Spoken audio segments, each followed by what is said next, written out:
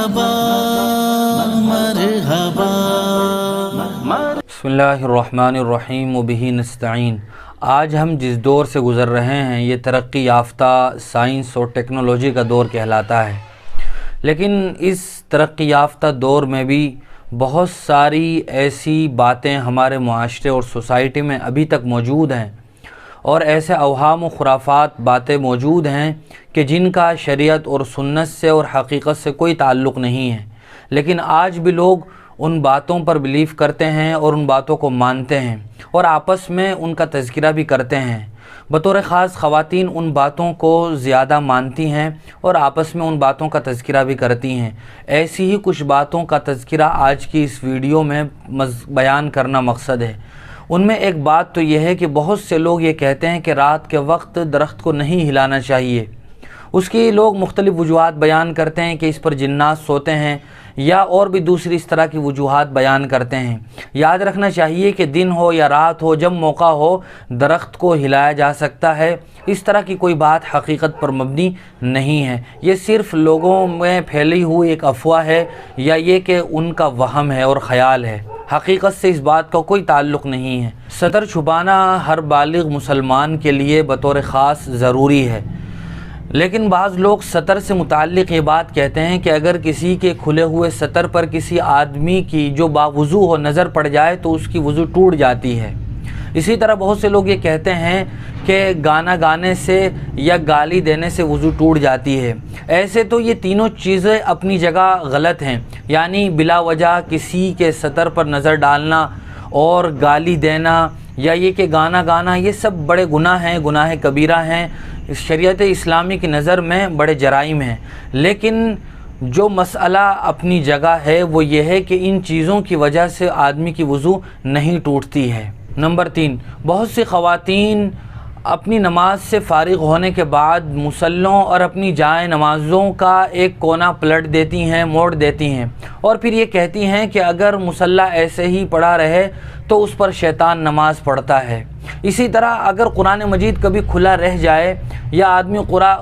قرآن مجید کھلا رکھ کے کوئی بات کرنے لگے تو تب بھی یہ کہتی ہیں کہ مصلی پر شیطان نماز پڑھتا ہے، اور قرآن مجید کھلا ہوا ہو تو اس کو شیطان پڑھتا ہے۔ یاد رکھنا چاہیے کہ شیطان تو ملعون ابلیس ہے، وہ تو ہر برا کام تو کر سکتا ہے، بڑے سے بڑا جرم کر سکتا ہے، وہ کوئی نیک کام نہیں کر سکتا۔ لہذا شیطان نہ تو قرآن پڑھ سکتا ہے اور نہ ہی اس کو کوئی نماز کی توفیق ملتی ہے کہ وہ نماز پڑھنے لگے۔ ہاں، اگر کوئی خاتون اس نیت سے اپنا مصلی لپیٹ کر رکھ دے یا موڑ کر رکھ دے کہ کہیں گندا نہ ہو جائے، بچے اس پر بیٹھ کر پیشاب نہ کر دیں، کوئی دوسرا بلی وغیرہ اس پر آ کر نہ بیٹھ جائے کہ جس کی وجہ سے ناپاک ہو جائے، ان تمام تر وجوہات کی بنیاد پر تو مصلی کو لپیٹ کر رکھا جا سکتا ہے، بلکہ اچھی بات ہے، لپیٹ کر رکھ دینا چاہیے، چونکہ خواتین کے لیے مصلی وہ ان کی مسجد ہوتی ہے۔ اسی طرح قرآن مجید کو بھی بلا وجہ نہیں کھول کر رکھنا چاہیے، یا قرآن مجید کھول کر بلا وجہ دنیاوی گفتگو میں مشغول نہیں ہونا چاہیے، لیکن اس طرح کی کوئی بات نہیں ہے کہ مصلی پر شیطان نماز پڑھنے لگتا ہے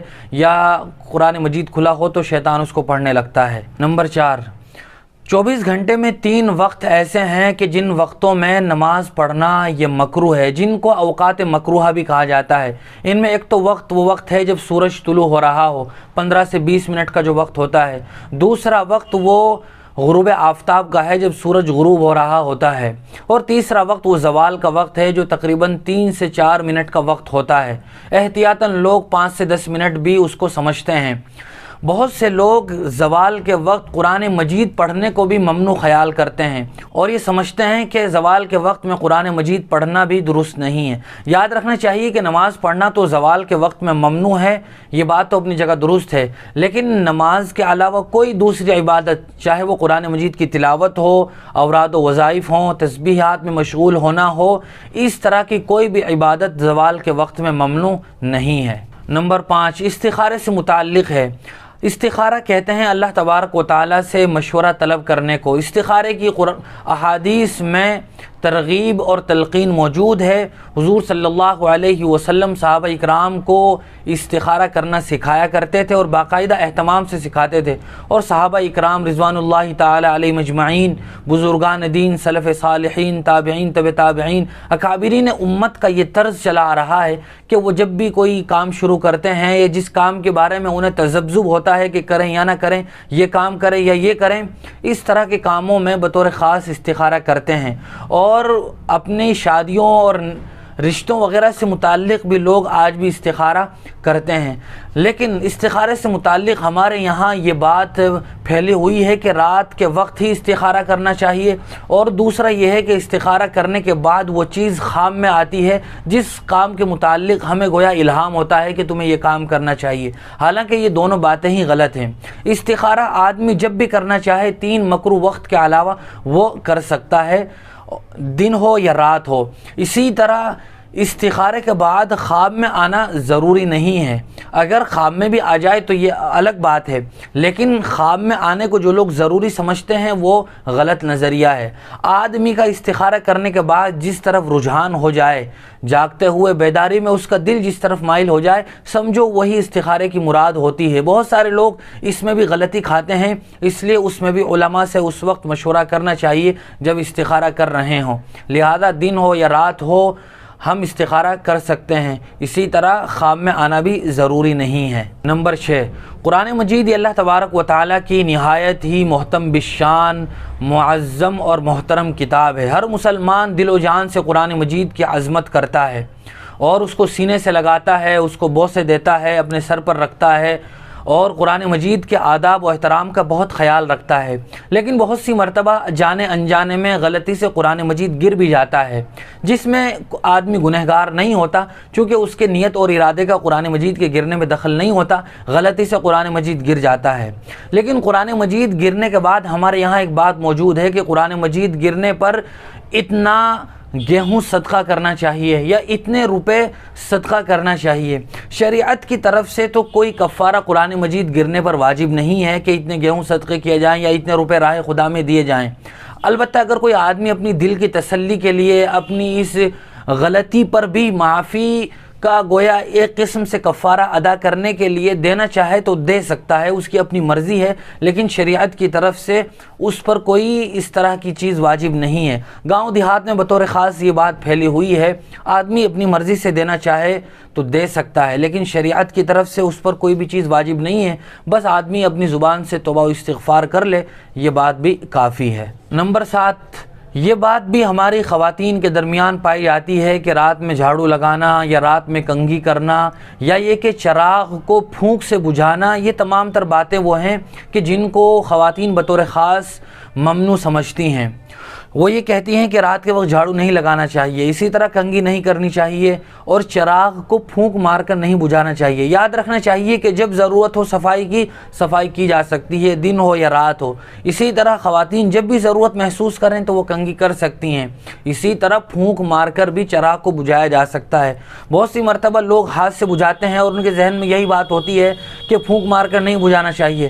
اور ہاتھ سے بجھانے میں بسا اوقات وہ آگ بھڑک جاتی ہے جس سے نقصان کا بھی اندیشہ ہوتا ہے، حالانکہ چراغ کو یا جلتے ہوئے دیے کو پھونک سے بجھانا ہے، یہ اس کے مقابلے میں آسان ہوتا ہے۔ لہذا یہ تینوں کام شریعت کی نظر میں درست ہیں، جب چاہے جھاڑو لگائیں، جب چاہے خواتین کنگھی کریں اور جب چاہے پھونک مار کر چراغ بجھائیں، شریعت میں اس طرح کی کوئی بات نہیں ہے۔ نمبر 8، اللہ تبارک و تعالیٰ قرآن مجید میں ارشاد فرماتے ہیں انما حرم علیکم المیتۃ والدم ولحم الخنزیر، کہ اللہ تبارک و تعالیٰ نے تمہارے لیے مردار کو، خون کو اور خنزیر کے گوشت کو حرام قرار دیا ہے۔ خنزیر عربی میں کہا جاتا ہے اس کو جس کو ہم اردو زبان میں یا ہندی میں سور کہتے ہیں۔ ہمارے یہاں بطور خاص بچوں میں یہ بات مشہور ہے کہ اگر سور کو سور کہہ دیا جائے یا خنزیر کو خنزیر کہہ دیا جائے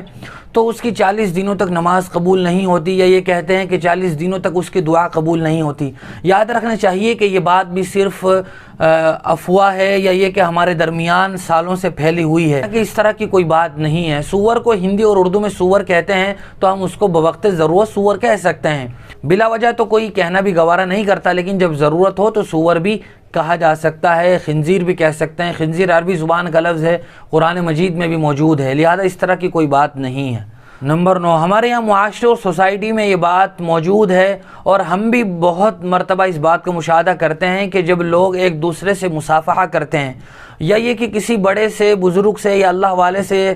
کسی دیندار آدمی سے وہ مصافحہ کرتے ہیں، تو مصافحہ کرنے کے بعد اپنے ہاتھ کو سینے پر رکھتے ہیں، اس طرح سینے پر رکھتے ہیں، اور اس کو بہت سے لوگ ضروری سمجھتے ہیں، یا یہ کہ اس کو مصافحے کا طریقہ یا مصافحے کی سنت سمجھتے ہیں۔ یاد رکھنا چاہیے کہ شریعت اور سنت میں نہ تو یہ سلام کی تکمیل ہے اور نہ ہی مصافحے کی تکمیل ہے،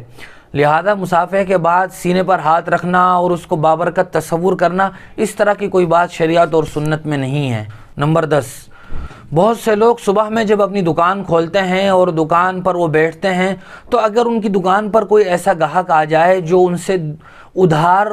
اس سامان کا مطالبہ کر رہا ہو، ادھار وہ چیز خرید رہا ہو، تو ہمارے یہاں کے بہت سے لوگ پہلے آنے والے گاہک کو ادھار یہ کہہ کر نہیں دیتے کہ اس کی وجہ سے ورنہ پورے دن اس کا اثر رہتا ہے، اور لوگ زیادہ تر ادھار سامان خریدتے ہیں، اس کو وہ اپنے لیے نحوست خیال کرتے ہیں۔ یاد رکھنا چاہیے کہ اگر کسی آدمی کی اپنی دکان کا یہ رول اور ضابطہ ہے کہ ہم کسی آدمی کو ادھار کوئی سامان نہیں دیتے، تو یہ اپنی الگ جگہ ہے اور اس کا یہ اصول اور رول اپنی دکان کا ہو سکتا ہے۔ اس رول کے حساب سے اگر وہ آنے والے گاہک کو ادھار سامان نہ دے تو یہ اس کی اپنی مرضی ہے، لیکن ادھار سامان نہ دے کر یہ تصور کرنا کہ اس کی نحوست پورے دن رہتی ہے اور اس کا اثر پورے دن رہتا ہے، یہ بات بالکل غلط ہے۔ ہمارے برادران وطن میں بطور خاص ہندو بھائیوں میں اس طرح کی بات پائی جاتی ہے، جس کا اثر ہمارے بہت سے مسلمان دکانداروں کے اندر بھی ہے۔ شریعت سے اس بات کو کوئی تعلق نہیں ہے۔ اگر آنے والا آدمی ادھار کوئی سامان مانگ رہا ہے، چاہے وہ پہلا ہو آخری ہو، ہم سمجھتے ہیں کہ یہ آدمی ہمارے پیسے لوٹا دے گا اور یہ آدمی فی الحال ضرورت مند ہے، اس کے پاس پیسے نہیں ہیں، تو اگر ہم اس کو ثواب کی نیت سے ادھار سامان دے دیں اور بعد میں ہم اپنے پیسے وصول کر لیں، تو شریعت کی نظر میں یہ ایک بہت بڑا ثواب کا کام ہے اور اپنے اللہ تبارک و تعالیٰ کے بندے کی مدد کرنا ہے، جس کے نتیجے میں اللہ تبارک و تعالیٰ پھر اس بندے کی مدد کرتے ہیں۔ نمبر 11، بہت سے لوگ الو کو منحوس پرندہ سمجھتے ہیں، اسی لیے جب کسی کی بیوقوفی پر کوئی بات کہنی ہوتی ہے تو کہتے ہیں الو کا پٹھا، یا اس طرح کے بہت سارے جملے الو کے حوالے سے لوگ بولتے ہیں۔ یاد رکھنا چاہیے کہ شریعت میں کوئی چیز منحوس نہیں ہے، اور شریعت میں کسی بھی دن، کسی بھی وقت، کسی بھی چیز کے بارے میں بدفعلی لینا یہ غلط ہے۔ نیک فعلی تو لی جا سکتی ہے، لیکن کسی چیز سے یا کسی مہینے سے، کسی دن سے اس طرح کی بدفعلی لینا یہ بالکل غلط ہے۔ پر الو بھی عام پرندوں کی طرح ایک پرندہ ہے، اس کے لیے کوئی چیز منحوس نہیں ہے اور نہ اس کے ساتھ نحوست کا کوئی تعلق ہے۔ یہ تمام تر کچھ وہ باتیں ہیں جو ہمارے معاشرے اور سوسائٹی میں غلط طریقے سے مشہور ہو گئی ہیں اور لوگ ان کو صحیح سمجھتے ہیں۔ یاد رکھنا چاہیے کہ ان تمام تر باتوں کو اپنے معاشرے سے ختم کرنے کی ضرورت ہے، اور جب اس طرح کی کوئی بات ہم کسی سے سنیں تو اس کی تصحیح کی اور اس کی غلطی بات پر تنبیہ کرنے کی ضرورت ہے، تاکہ اس طرح کی اوہام و خرافات اور غلط باتیں معاشرے سے بالکل ختم ہو جائیں اور ایک اچھا علم والا، جانکاری والا معاشرہ وجود میں آ سکیں اور لوگ صحیح باتوں سے واقفیت رکھ سکیں۔ اللہ مجھے بھی اور آپ کو بھی عمل کی توفیق نصیب فرمائے۔ اقول قولی ھذا استغفر اللہ لی ولکم وآخر دعوانا ان الحمد للہ رب العالمین۔